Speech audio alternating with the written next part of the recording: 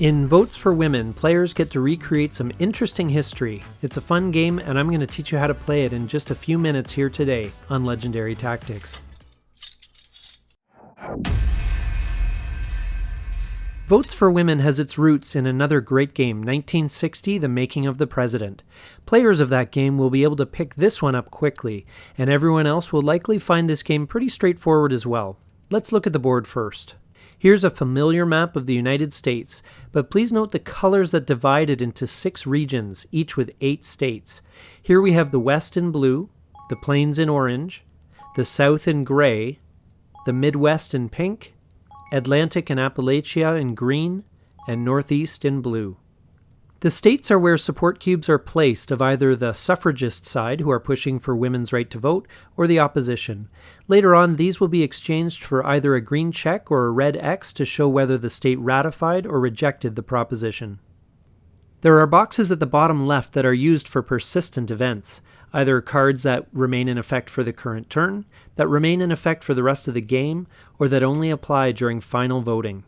There's also a congressional track that shows the level of support in Congress for women's suffrage, and a turn track to track what turn it is. And now let's look at all the pieces. On the suffragist side, we have campaigners that are either purple or yellow.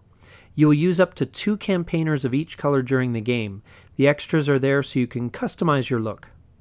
Campaigners for the opposition are in red, and you can choose a guy who is waving or a guy who is not. Either way, the opposition gets up to 2 campaigners throughout the game. To show political support and power, cubes are used. Purple and yellow are for the suffragist side, and the red cubes are for the opposition. We have some green check marks and red X's that show the state's final choice as to whether to support women's suffrage. These are utilized later in the game. There are 6 white congressional markers as well. These cylinders indicate the level of support for the 19th Amendment in Congress. This is the amendment that was passed to allow votes for women. We have a turn marker, and we have lots of dice. The blue ones will give you a number between 1 and 4, the red dice between 1 and 6, and the white dice between 1 and 8. The 2 gray dice and 3 black dice are used in solitaire and competitive play. Finally, we have 12 suffragist buttons with 4 different designs, and 6 opposition buttons with 2 different designs. Note that the different designs are for aesthetic purposes only. These buttons represent each side's organizational strength and are used in some different and useful ways. Firstly, and perhaps most importantly, a button may be spent by a player to re-roll an unsatisfactory die roll, and not their opponent's. When re-rolling, all dice originally rolled must be re-rolled, and buttons may be spent to re-roll again until a satisfactory result occurs or the player runs out of buttons to spend. A button may also be spent to move a campaigner to a different region while the players are taking a campaigning action. 1 button must be spent per campaigner moved. Buttons are also used during the strategy phase to bid on strategy cards, which will be detailed a bit later. Finally, buttons must also be spent sometimes to pay for certain events to happen. And then we'll take a look at the cards. There are 5 decks of cards: the suffragist event deck, the opposition event deck, the Oppobot event deck, the strategy deck, and the state deck. Each event card has the following: the card's title for identification purposes, the card's era, which roughly dictates when it arrives in play, some historical text, and occasionally a persistent event icon. There's also a start card which will always begin in a player's hand to start the game. State and strategy cards have a card title, event text, some alternate text for the solitaire game Oppobot, and some historical text for the strategy cards. State cards are also color-coded for their region. State cards are claimed by a player when that side has 4 cubes in that particular state, and strategy cards can be gained during the strategy phase with a bidding process, or occasionally from playing other cards for their events. Let's quickly look at the setup for a 2-player competitive game. First, you can set aside the solitaire Oppobot deck and the gray and black dice, which are not used here. The suffragist side takes 2 purple campaigners, 2 yellow campaigners, and the opposition takes 2 red campaigners. Shuffle the state deck and set aside the top 3 cards, which will not be used this game. Place the remaining 9 cards face up in 2 rows along the bottom of the board. Then shuffle the strategy deck and draw 3 cards, placing them face up to the right of the state cards, and keep the rest of the strategy deck handy. Each player takes their respective event decks and sets them up. Sort each card by era, either start, early, middle, or late. Shuffle the late cards and place them face down. Then shuffle the middle cards and place them face down on top of the late cards. Finally, shuffle the early cards and place them face down on top of the middle and late cards. Each player takes their start card into their hand. Place the turn marker on the first space of the turn track and keep all other components within easy reach. Each turn consists of 4 phases, and there are a maximum of 6 turns in the game. If neither player has won the game by the end of the 6th turn, the game enters a final voting phase. Here is the sequence of play. First, there is a planning phase where each player draws 6 cards from their draw deck, which is added to either their start card or the card that was unplayed at the end of the previous turn. Each player should have 7 cards to begin each turn. Then we have a strategy phase, which is not conducted on turn 1. When conducting the strategy phase, the suffragist player first inspects the available strategy cards and announces a bid of their buttons that they will commit towards acquiring one of them. They don't have to specify which strategy card they would like, and they can enter a bid of 0. After this, the opposition player can defer, match, or supersede the commitment made by the suffragist player. If the opposition defers, the suffragist player returns the number of buttons committed to the available pool and selects a strategy card. If the opposition matches the suffragist player's commitment, both players spend that many buttons, returning them to the available pool, but neither player selects a strategy card. And if the opposition supersedes the commitment of the suffragist player, both players spend the buttons that were committed, but the opposition player spends one more than those of the suffragist and selects a strategy card. A selected strategy card is placed in front of the player that acquired it, and another strategy card is drawn from the deck to replace it, face up. There are always 3 strategy cards available. Next, we have the operations phase, which consists of 6 rounds. Each round, first the suffragist player and then the opposition player must play 1 card from their hand and may play up to 1 claimed strategy or state card from in front of them, either before or after they play their card from hand. When playing a card from their hand, that card can be played in one of 4 different ways. The first is to play the card as an event. In this case, the event text is read and resolved. Sometimes events have a prerequisite, such as requiring another card event to be in effect or not in effect. If the prerequisite has not been met, the card cannot be played for its event. Other event cards might require a player to roll a 6-sided die, and the event only takes effect with a successful die roll, usually if a 3, 4, 5, or 6 is rolled. If the roll is unsuccessful, the card is discarded to no effect, although, as always, a player can spend a button to re-roll the die. There are also a couple of icons that will be found in the event text. This symbol represents buttons that may be gained or must be spent by the appropriate player. If the event requires spending buttons, and if the player doesn't have enough buttons to spend, the card cannot be played for the event. This symbol allows the suffragist player to place a number of yellow or purple cubes in any desired combination as dictated by the event. The persistent event icons look like this, and are used if the card is played for the event. This symbol indicates that the card's event effect continues until the end of the current turn. This symbol indicates that the event effect continues for the rest of the game.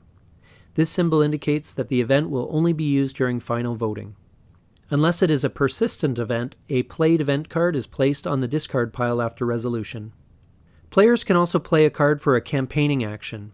When taking this action, a blue die is rolled for each campaigner that player has on the board. A button may be spent to re-roll an unsatisfactory die roll, but all dice rolled must be re-rolled in this case.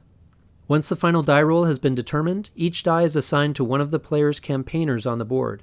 Each campaigner can then place a corresponding number of cubes that match that campaigner's color into states within the region that the campaigner is in. A button may be spent at this point to move the campaigner to a different region, but all cubes must be placed in a single region. Only one side can have cubes in a given state at a time. If a state contains your opponent's cubes, then each cube you place removes your opponent's cubes first. Once the state is empty, you can actually begin adding cubes of your color. When an event directs a player to remove cubes of a particular color, its effect is limited to that particular color and only to what the opposing player has on the board. Furthermore, a player will never add their own cubes when directed to remove their opponent's cubes. Sometimes placing cubes will allow you to claim a state card. When a player places their 4th cube in a state with a card in the state card row, that player claims the matching state card and places that face up in front of them. Once claimed, a state card cannot be lost even if the other player gets 4 cubes in that state at a later point. Also, New state cards are not put into play. There are only ever 9 state cards available per game. And if the state has already ratified or rejected the 19th Amendment and has a check mark or an X, no cubes may be added to that state for the rest of the game. The played card is placed in the discard pile after the campaign action is resolved. Another option is for a player to play a card for an organizing action. When organizing, a player takes 1 button per campaigner they have in play on the board. Then the card is discarded. Finally, a card can be played for a lobbying action. A player taking this action rolls as many 6-sided dice as they have campaigners in play, and for each 6 rolled, the player may add or remove one of the white cylinders to or from the Congress track. Of course, buttons may be spent to reroll all the dice rolled as part of this action.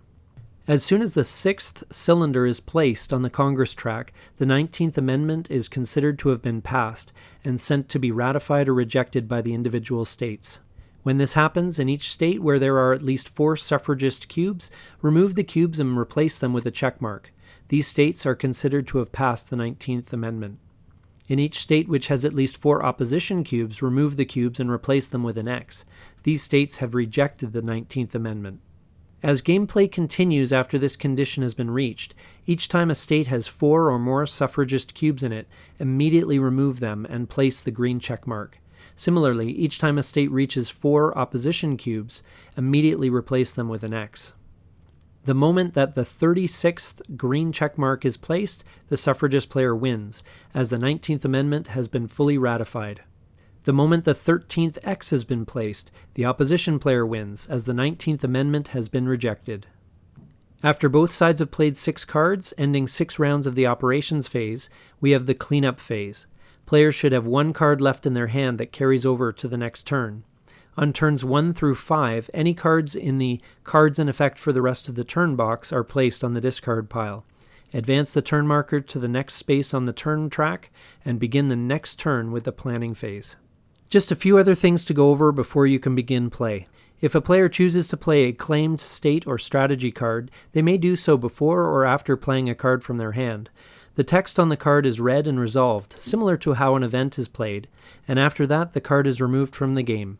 Remember that a player can only play 1 state or 1 strategy card per round.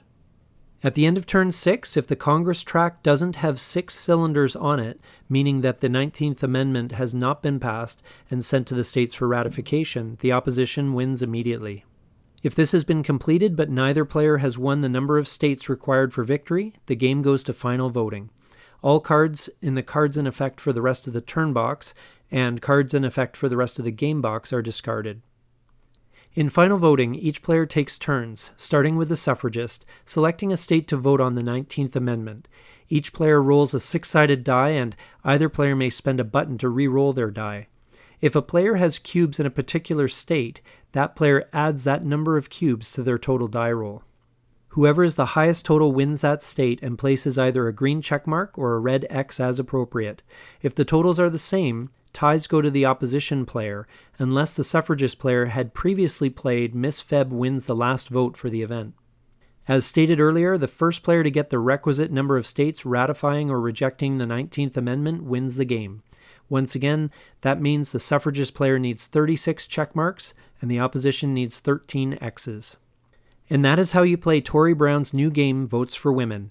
There are some further rules for adding other players and for solitaire, but I'll let you discover those for yourself.